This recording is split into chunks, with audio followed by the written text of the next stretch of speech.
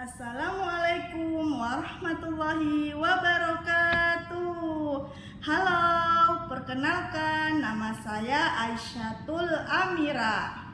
Saya adalah salah satu guru di TKIT Ummul Qura Manokwari.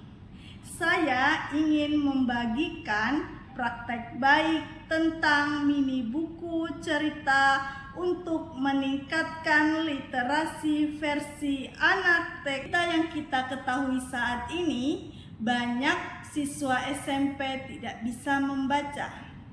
Bukti pendidikan di Indonesia sedang tidak baik-baik saja. Tema tersebut karena perkembangan minat baca dan kemampuan baca sangat memprihatinkan. Hal ini disebabkan metode yang diberikan terhadap anak pada umumnya kurang, bahkan tidak menyenangkan. Sebagian besar metode yang ada hanya berorientasi pada hasil, bukan proses.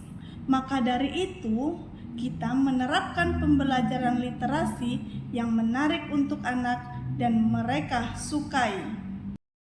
Literasi adalah dasar kemampuan pengembangan keterampilan analitis. Kemampuan literasi sangat penting bagi anak-anak di lingkungan sekolah maupun di masyarakat.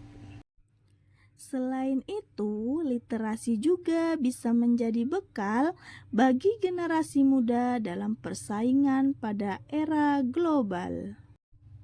Anak-anak sedang melakukan literasi digital melalui menonton film yang beredukasi.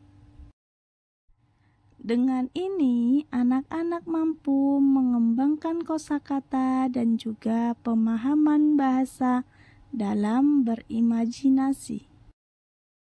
Anak-anak memilih buku cerita yang disukainya, walaupun mereka belum tahu membaca, akan tetapi anak-anak sudah mampu untuk berimajinasi dalam bercerita. Manfaat membaca buku cerita untuk anak yakni 1. Membantu anak untuk berimajinasi. 2. Merangsang minat baca untuk anak. 3. Media untuk menanamkan etika dan nilai moral dalam kehidupan. 4. Melatih literasi fokus dan daya ingat anak. Mini buku cerita untuk meningkatkan literasi versi anak TK. Pernahkah kalian membuat mini buku cerita bersama anak-anak di sekolah? Jika belum, yuk ikuti tips dalam membuat mini buku cerita yang anak-anak buat sendiri.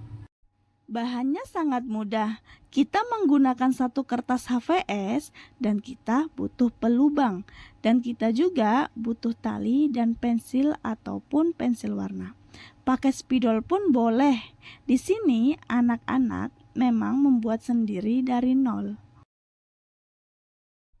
Untuk membuat buku ceritanya, jadi bukan bu guru yang menyiapkan, dulu anak-anak tinggal merangkai.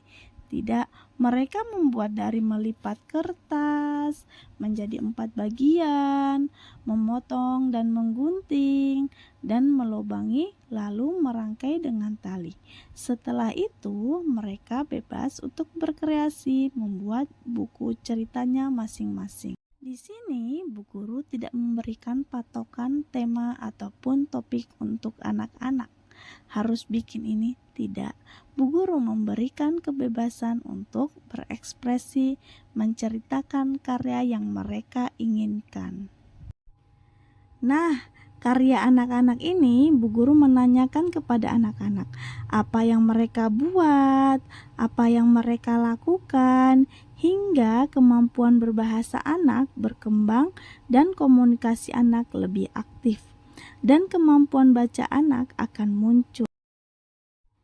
Setelah dalam membuat mini buku cerita ini, anak-anak terlihat sangat senang sekali dengan hasil karyanya.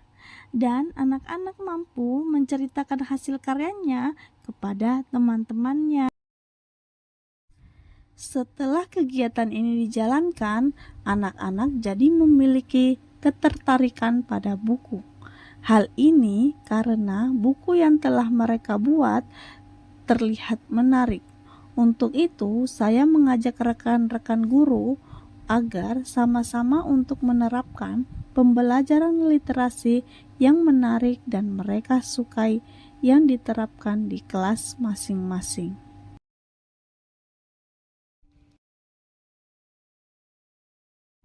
Setelah Bu Guru mengajak tim guru, Bu Guru juga mengajak orang tua untuk bekerja sama dalam melakukan hal yang sama untuk mengajarkan anak dalam mengenalkan literasi sejak kecil. Karena perlunya apa yang diajarkan oleh anak di sekolah diterapkan juga oleh orang tua di rumah.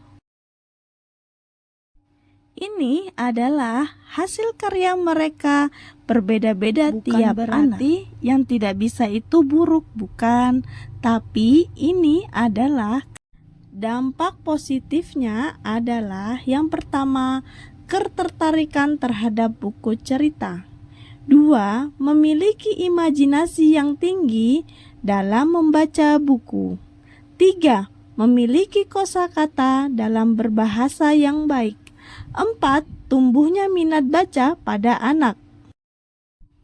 Meskipun dalam pembuatan mini buku cerita ini membawa banyak manfaat, terdapat beberapa tantangan yang perlu diatasi. Yang pertama, keterbatasannya waktu. Yang kedua, kreativitas anak yang beragam yang diperlukan semua anak dapat merasakan. Kemudian, dengan majunya teknologi, banyak anak mengalihkan hal positifnya. Saya harap praktek baik ini bisa bermanfaat buat semua orang. Wassalamualaikum warahmatullahi wabarakatuh.